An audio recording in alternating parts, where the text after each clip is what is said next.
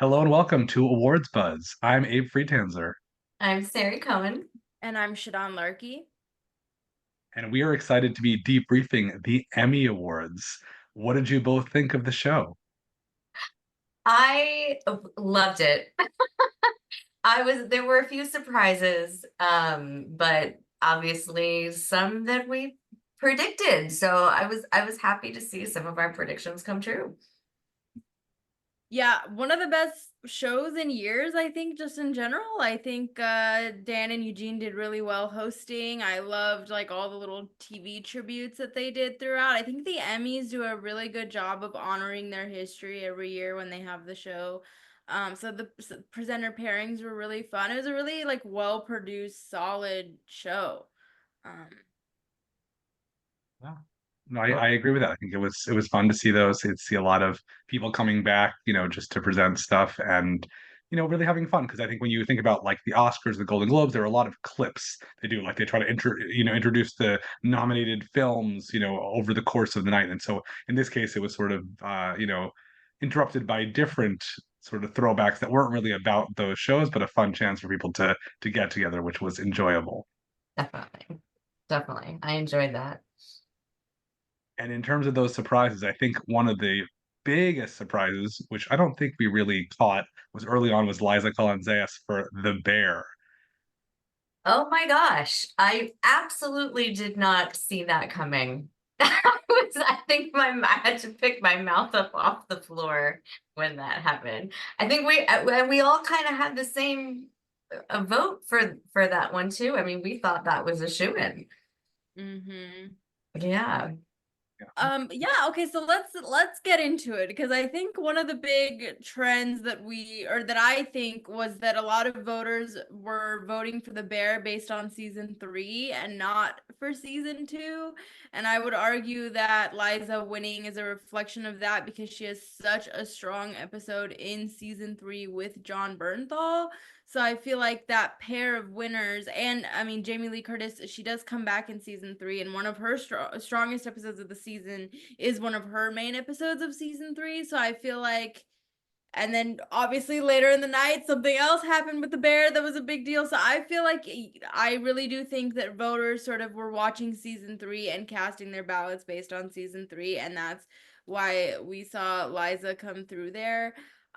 And I mean, yeah, I'm disappointed that Hannah Einbinder didn't win. I think she was so good in Hacks season. I mean, she really does go toe to toe with Jean Smart in such an interesting way. So I'm disappointed that that win didn't come through with her. But Liza is incredible. I mean, she's like been one of those character actresses that's been around for so long. Um, First Latina actress to win in her category in the history of Emmys ever, which is ridiculous. So a great win and a great surprise. Yeah. I will say there was an interesting battle, I feel like neck to neck with Hacks and the Bear, because I thought for sure Bear was going to win for best comedy and Hacks pulled out a win at the end, which was great. I mean, I'm a fan of both those shows. That was great to see. But also it was the same thing. I mean, they also won for Hacks won for outstanding writing, Mhm. right, against and Fishes didn't, but also I think it was flipped for directing. So like so it's interesting that I feel like the voters were definitely split between those two shows. It could have gone either way. Well, I'll say a few things. I think that if Abby Elliott had been nominated, I think that would have been an interesting sort of that would have changed things a lot because I think she would have gotten a lot of votes. I also think if you can say that The Bear is not a comedy and therefore Liza's performance is not a comedy one, you can also say that Hannah's performance is not a supporting one. So to me, those two arguments sort of cancel each other out. That no one can really genuinely argue that she is a supporting actress on that show, and so they're both great. It's unfortunate they couldn't both win. I don't know that Hannah will ever win now because I think this was her best shot. I know that in the past, Hacks has won writing and directing even against Ted Lasso. And so for me, that was not a sign that Hacks was going to win. And I think that I was confident that Liza winning was like, now the Bear is definitely winning. And so I like that that category was saved for last because I thought that that was a nice surprise. That wasn't a shock, certainly. It just was the bear feels so popular. But what's nice is the bear already won. You know, it's not like the bear is waiting to be rewarded. Where the same thing with Io, she already won, and so the fact that they have that is nice. And you saw, Cheryl Lee Ralph standing up and she's clapping, she's so excited, and she's already won. It's nice to see that there's some variety. And what I liked most over the night is directing and writing were split for all three of the major categories, which was nice. And so while there are some shows like Lesson in Chemistry didn't get anything, it's nice that Ripley got directing, and Slow Horses for best writing, which I did not expect at all. I thought Jack Lowden, if anything, was going to be the one to win. But the other really big surprise that I don't think we even discussed as a possibility was Lamorne Morris for Fargo. And I think that show had so many great supporting actors. I think Joe Keery, Sam Sproul, and Lamorne Morris. I think one of the first of all, it's nice to see Fargo rewarded because it's strange that it doesn't get anything for such a fantastic season. But also for someone who's so well known for New Girl to so perfectly find the tone of the show, I think is fantastic. Yeah, I had three big like jaw on the floor moments for me. One was Liza, one was Hacks for comedy. I did not see that coming at all. Like I mean, because I was watching on my phone, shame on me, but I like nearly dropped my phone and broke my phone. But and then Lamorne winning. I think those were like the big three shocks of the night. And it's hard because it's like they're obviously I said from the beginning I was really, really big on the Jonathan Bailey train, but like you can't argue that that's like a bad win. I mean, he's another one of those actors that's been doing great work on TV for years. So to see him finally come through was really special. So it's like you can't argue, even the wins that sort of didn't go the way that we were predicting, I think went in really solid directions. So yeah, it was really fun to get these surprises, especially because we talked a lot about sort of how much are they going to spread the wealth. And I feel like, we did see some areas where they were able to break away. So a pleasant surprise from the Emmys because they do love their repeat winners, which we also saw plenty of. So Yeah. Yeah. I mean, it was interesting. And obviously, Jean Smart has won before too. And last year Quinta took the Emmy for that. So it was to see, Jean Smart come back again and win once again. And also there was, it was everyone felt well deserved. To your point about Hannah ever winning an Emmy for this, I totally feel you, Abe. I had that same feeling. I think we were all kind of on board with like, this is it. This is her year. She's so fantastic. But yes, to make that argument of like, does she belong in the supporting actress category? I think that actually could be what is stopping her from actually receiving an Emmy. I don't think she would ever beat Jean Smart, and I also don't think she would ever get promoted at this point because I feel like that's happened before where they finally move somebody. I think about people like Elizabeth Moss for Mad Men, other people who sort of fluctuated between different categories. But one thing about the Emmys is that, very often the competition is just sort of random in terms of what airs what season and what doesn't. So I feel like there's a lot of unfair matchups that just might happen certain years where there was just nothing on and some things coast a little bit. I think this year there were some openings for the morning show and the Gilded Age to get all these nominations they might not otherwise have gotten. And so we'll just never really know what could have been in other ways. I think after all this, it's nice that Baby Reindeer did win. It didn't win everything. I thought Tom Goodman Hill might win at one point. Like I thought it could have sort of dominated, and it was nice to see Richard Gadd just sort of forget to thank everybody because he's not used to this. This is not the world he lives in. And so when he's just like, we're here again, it's great. And Jessica Gunning, who is so, so sweet. And that you forget, I think, after a certain point when a performance is praised so much, she still hasn't won an Emmy. So now she's won an Emmy, and it's like, great, because very often you get that far. And I think Chadwick Boseman was a great example of that for, Ma Rainey, that he didn't actually win the Oscar. And he had gotten so much praise and so much until then, and then he didn't end up winning. And so I think it's nice that Jessica Gunning and Richard Gadd, that all worked out very well for them. And I have to say, Richard Gadd was probably the speech of the night for me. Like, I think if there's one speech that you should go back and watch on YouTube, it would probably be that one. It was just a great, great, like, moment, I think. And yeah, to talk about drama a little bit, I mean, the Shogun duo winning felt so special to me. It was great to see that. And then I mean, I really don't have any complaints about any of the winners, to be honest with. I'm trying to like nitpick, and I'm like, no, I think they did a great job. I think everybody was really deserving. I think Jean Smart is to Hacks what Julia Louis-Dreyfus is to Veep. I feel like as long as she's around, like she's just gonna keep winning. I could probably make that argument for Jeremy Allen White as well. Like, however, I just think that even if maybe the Hacks falls off a little bit, there's so much love for him as an actor. I'll be very interested to see like what happens with drama, because I don't even think like Shogun is coming back. So like, is there going to be backlash to the fact that it's coming back? And originally like the category swap is season 2 going to be as well received, given that there's like originally no plan for a season 2? What are they even going to do? I'm super interested to see. I feel like drama, of course, limited series is different every year, but drama feels like we're just gonna get a whole new crop next year, which is really interesting. That's an interesting point. Yeah. Yeah. Slow Horses is already back for another season. I don't know what's happening with the rest of the shows. I don't know what the timeline is. Morning Show I know is filming. It's hard to know this early what's going to be there. And there's also plenty of other new shows that we haven't even heard of yet, which I think makes it so strange. Just with so many streamers and so many new shows, we just don't even know what could possibly be in competition. And I think the most reliable thing is Abbott, right? Because Abbott is a broadcast show, and it's really the last broadcast show like keeping the Emmys going. And so I would hope that that's one show which didn't get celebrated at all because it didn't win anything, that could have some of its other players nominated. And I think it'll be interesting to see the end of year awards this year, because last year we were sort of missing that by having the Emmys happen like a week after the Golden Globes or before. Hard to remember at this point what is time. It'll be nice to see a different crop of things, and also to see the Bear season 3. How is that going to fare? Because everything got rewarded so close last year, and I think timing does matter a lot for that kind of stuff. Where Ted Lasso might have won last year for its final season, which is not its final season now because it's coming back maybe. And so it's hard to know anything. Go ahead, Sari. No, I was gonna say it's difficult because you have shows like Slow Horses, which I think is such a phenomenal show. I mean, you've got Gary Oldman, what a legend, right?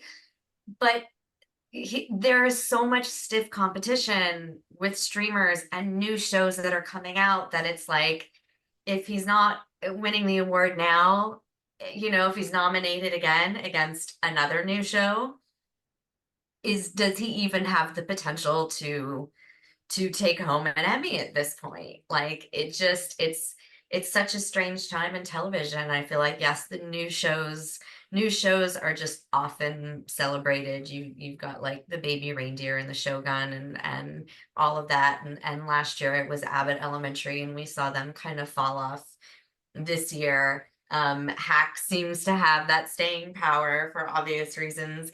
But yeah, it is hard to say, because there are, and Shadan, like you said, it's like there were no disappointments. Like, even the ones that we didn't pick, even the winners that we didn't predict, there were still well deserved. You were still like, yes, spread the love. It was a phenomenal year in television, so it's just hard to say, like, yeah, what's next?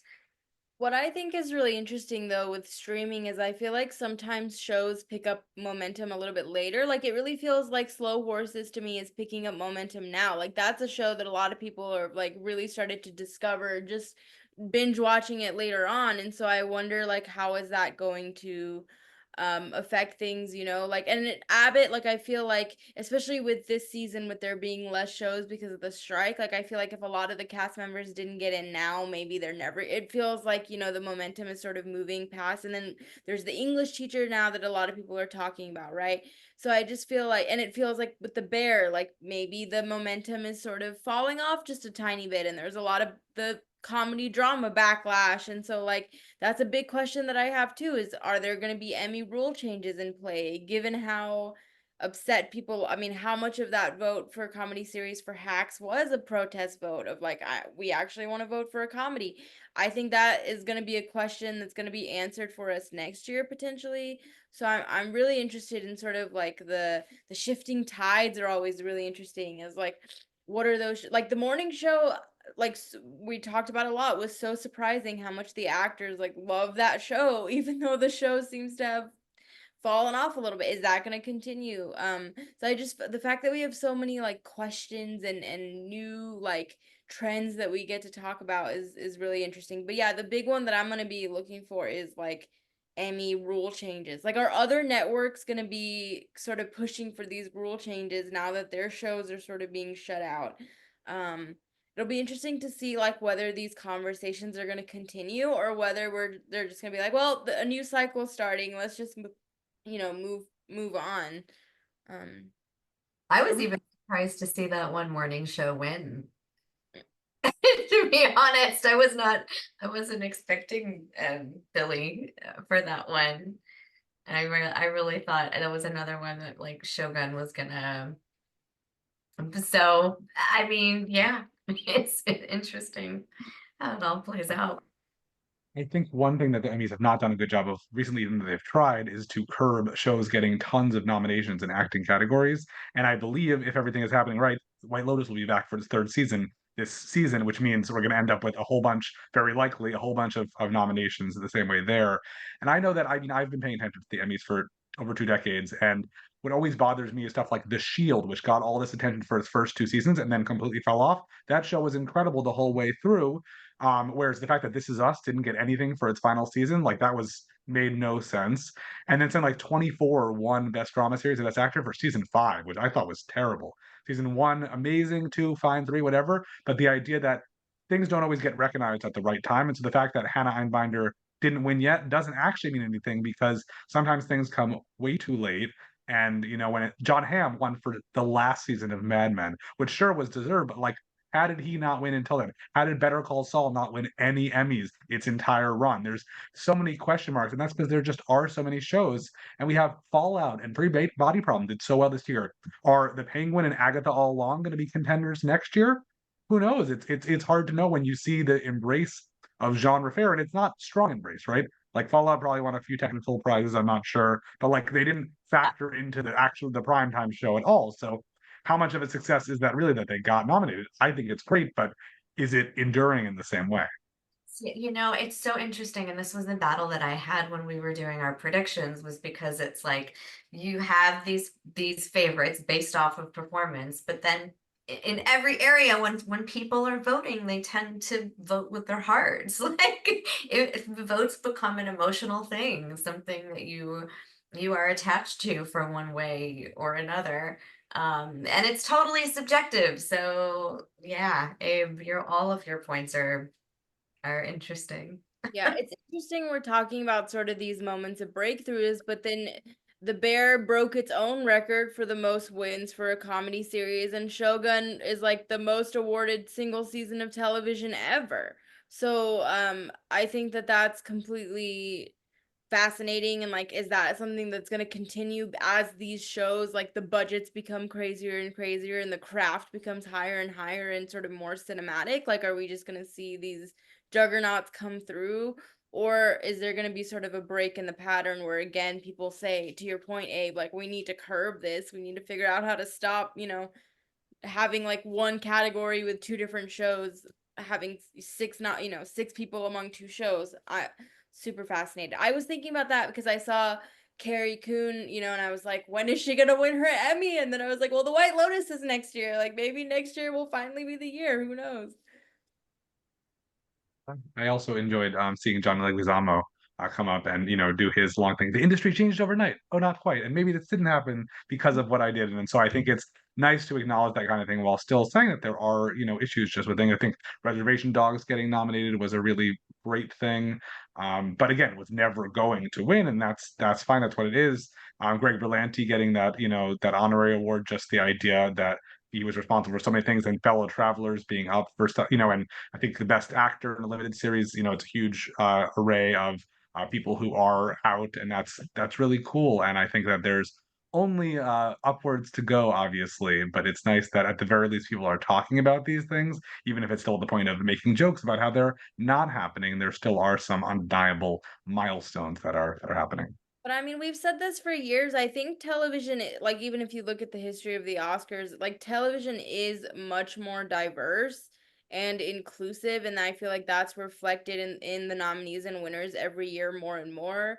So like as much as obviously there's so much progress to be made, I think like I'm really proud of the Television Academy for the array that we did get to see this year, and I think that's really cool, and I think of that hopefully will continue as there is like so many. I think that's like the great thing about streaming, right? Is all these stories get to be told now that probably we would never get to see if we were still in our sort of traditional network pattern. So um if there, and I think like by the way, kind of seeing like the West Wing cast come out and seeing like the older it kind of reminds you of like how much the landscape has changed for maybe the better, and just like how I don't know, not to say that like the West Wing just reminded me of like in a bad way. I love the West Wing. That's one of my favorite shows, but I just think seeing like the way television has evolved, and again the Emmys really embracing their history on Sunday was really interesting. Yeah. Well, I think, and certainly like all of the nominations that the streamers are getting, I think that is a testament to exactly that. Is like this is who your demographic is. These are this is your audience, you know.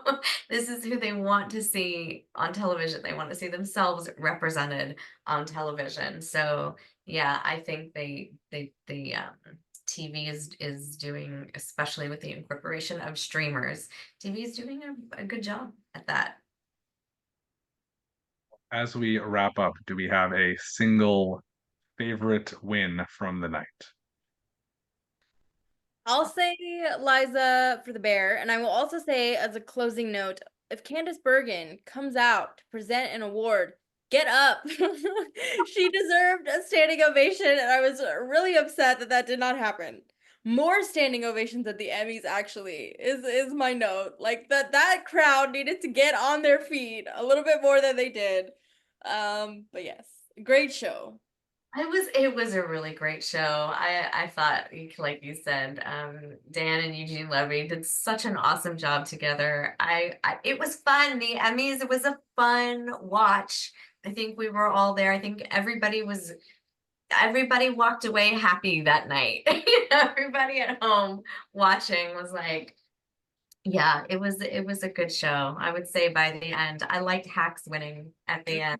That was a good moment for me. And I know we're trying to wrap, but can I just say quickly, I think the fact that the, ratings were up highest in 3 years, I think they were up by 20 and 30%. I think that that proves that people are paying attention. They tuned in because they wanted to see the levies together. They tuned in because they knew there was a lot of fun presenter pairings and reunions that were being promised. Like, I think that that proves that when you put the work into your show, people are going to show up and they're going to watch it. If you give them a reason to tune in, they will. So that's my takeaway. Get up for your icons and bring in interesting hosts and presenters, and your viewers will follow. Great. I think Anna Sawai winning was really, really great, but nothing really tops Hacks just because they really weren't expecting it. Paul W. Downs was so shocked and they're just so happy. And it's nice to see that. It's nice to see a little bit of a surprise that shouldn't be a surprise, but just sort of ekes through a little bit. We have so much coming up on Awards Buzz. Shadan and I were just at the Toronto International Film Festival. I know I saw 40 movies there. I assume you saw a lot also, Shadan. Did not get to 40 this year. I'm very disappointed in myself. But yeah, we did get to see a lot of good stuff. But there are some top tier Oscar contenders coming soon, and so we are going to be covering a lot of those. Also, we're not done with TV. There's a lot of great TV, and at the end of the year, we still have TV awards, and we are obviously so tuned in that even if we were completely obsessed with the Oscars, we would still have to come back to TV. So if you're watching this, please subscribe to the Awards Buzz YouTube channel. Come back for lots more content, and thank you both. Bye.